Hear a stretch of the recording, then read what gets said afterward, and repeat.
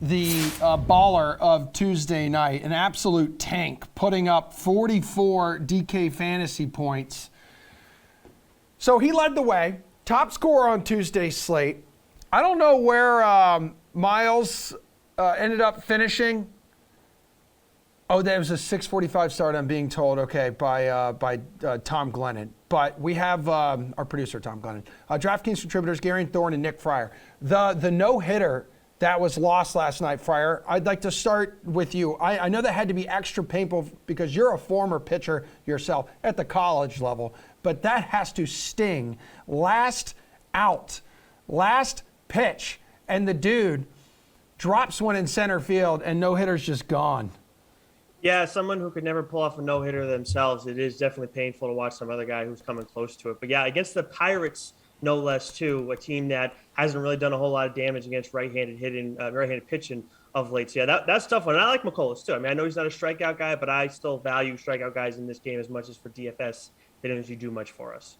Oh, man, Cal Mitchell just playing spoiler there, Gare Bear. Yeah, I mean, it's tough, especially with two strikes. Yeah. But it does remind me, and I know John Boyce recently made a video about this, and it reminded me again, but Dave Stieb in the 80s lost consecutive no-hitters on back-to-back starts with 2 outs in the ninth with 2 strikes. Oh, my God. And the statistical probability of that was something like 240 million to 1. So it hurts for Michaelis now, but just know it could be worse. Yeah, What a true. payout. Right? And like Michaelis, he fought through 128 pitches. So he was, as you've mentioned, 1 strike away. Love to see that. From throwing the second solo no-hitter of the Major League Baseball season. Let's go ahead and let's cover the bases here, guys, for tonight. We got a 9-game slate. So first base here, your favorite pitcher, Friar. Who's it going to be tonight?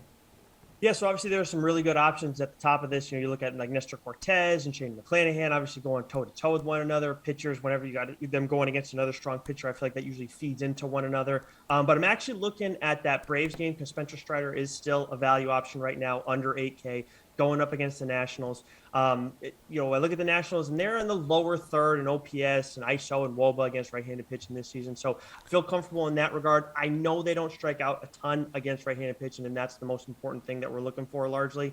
But last time he saw them, he did average a strikeout per inning. It was only 3 innings, so they still haven't gotten a great look at him to this point. And honestly, too, like Strider, he's striking out everybody that he's seen at this point, like 25 strikeouts over his last 16 and 2/3 innings. So you got some great high-price guys to pick from, but I think you want to build around this value option. Favorite pitcher, Garion, hook me up. Yeah, that's a weird slate. I think there are some really viable options, Strider being one of them. There's some guys who are just absolutely dirt cheap you could possibly take a chance on. But like Nick said, we do have this trio at the top who have been among the best pitchers in baseball, if not this season, last season as well. But they all have really tough matchups on paper. I guess the one sort of, I wouldn't say easy, but like moderate matchup would be Nestor Cortez drawing the Rays, who just haven't been hitting all that well lately. Obviously got shut out in yesterday's game by the Yankees. They're missing arguably their 2 most important bats right now in Wander Franco and in Brandon Lowe. So I think Nestor can bounce back. He had his first bad start of the season in his last outing against a red-hot Minnesota team that really got healthy at exactly the right time and is loaded up with bats who can hit left-handed pitching.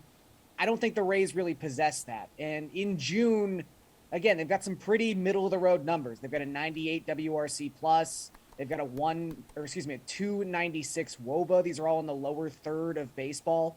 So I think Cortez, who's, hovering around a 28% strikeout rate, 2.39 expected ERA for the season, I think he bounces back tonight, and I think I have him over the other 2 studs up around 10K just because of that matchup. Yeah, and he's already given the Rays some headaches once already this season for sure. Second base, favorite hitter, Garion?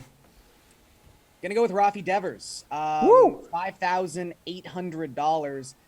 James Caprillion has had a rough season so far. And one of the big reasons for that, his struggles specifically with left-handed batters.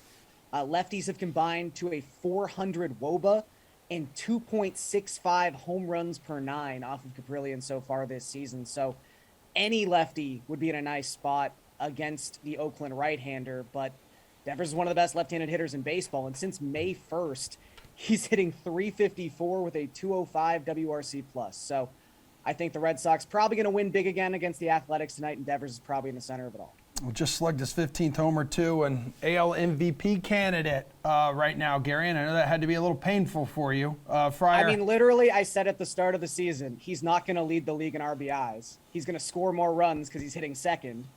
He's second in the American League in runs scored and like 50th in RBIs. So I'm sitting here being really smart. I don't care what you guys want to do. No. Galaxy brain. You're brilliant. You're handsome and you're smart. It's a perfect combination. Friar, go ahead.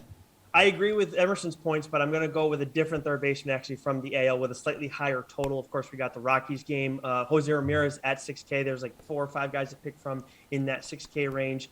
He's got a 55.9% fly ball rate in his last 40 plate appearances against left-handed pitching. 32.4% hard contact rate in that span, which isn't exactly great, but it's not bad. Still 1 home run, 3 doubles, and a triple during that span. But in all of this, he only has a 212 BABIP against left-handed pitching during that stretch. He's going up against Austin Gomber tonight, who has given up an above average line drive rate across his last 84 plate appearance or total batters faced that are left-handed. Average ground ball rate in that stretch actually below average, and not a whole lot of soft contact. That's like the 4 home runs, 3 triples, and 1 double. So for me, this all spells out to a big day for Jose Ramirez. Yeah, and I know it's on in one of the DK Nation articles as well. That could be a good team to target to possibly stack last night, despite only 4 runs. Managing 4 runs last night, because a lot of those dudes in that lineup have very affordable prices, as you have pointed out already, Friar. So third base, favorite value, where are you looking? Well, actually, when we're talking about stacking, I do think that you should go and look at Amed Rosario, Miles Straw. Those are guys, they're both at 4K even. So those are definitely guys that you can mix in, and they fit into that value range that we're talking about, just because Gomber's, against right-handed hitting. I know I was highlighting those numbers against Ramirez, and as I meant to say, right-handed hitters. But yeah, he hasn't been as effective against them. But if you're looking for a one-off, I do like Ian Happ at 3.4K going up against Ryan Weathers too. Weathers is making his first major league start of the season, and he gave up a 41.7% hard contact rate against right-handed hitters last season, led to a 6.03 FIP against right-handed hitters. And he's also got, give up a 38.1% fly ball rate against right-handed hitters last season as well. That's pretty dangerous going up against a guy like Happ, who's got a 4.16 WOBA against lefties. All right, Gare Bear, who do you like as value play? Yeah, going to go back to that Cleveland-Colorado game. Just go to the other side for a second, because you've got a pair of, I would say, underwhelming left-handed pitchers taking the mound tonight, and Jonathan Daza has been one of the best hitters of left-handed pitching in all of baseball this season. It's a 49 plate appearance sample size. He's hitting 447 with an OPS of 1.002, which is not what you would expect for someone who does not have a home run yet this season. But he does sort of circumvent some of that worry, some of that lack of home run upside, with the fact he's likely going to be hitting second in this lineup. That'll probably mean 5 plate appearances tonight for Daza. I think he's going to be able to do some damage. He's also the exact type of hitter, the real sweet spot archetype you look for in DFS, aside from the power concerns. He just puts the ball in play. He never walks. He never strikes out. I mentioned the 49 plate appearances against left-handed pitching. That's led to 44 batted ball events. So he's not someone you're going to watch take strike after strike after strike, hoping he would put a ball in play. He's going to find some action tonight. Take everybody home right now, Garion, and hook us up with your favorite run line or money line bet on the DK Sportsbook. So I mentioned I think the Red Sox are just going to roll tonight, as they've done the last 4 times they've played the Athletics.